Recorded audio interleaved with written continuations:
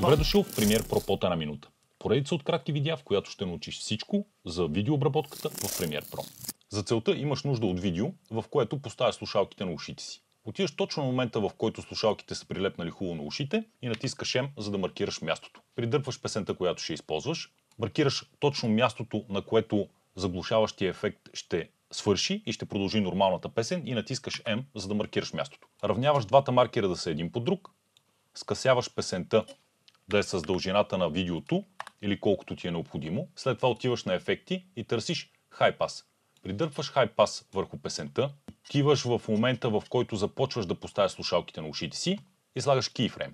След това отиваш на маркера, който сложи по-рано и намаляваш Cutoff на 10. Това автоматично прави втори Keyframe и се получава следното нещо.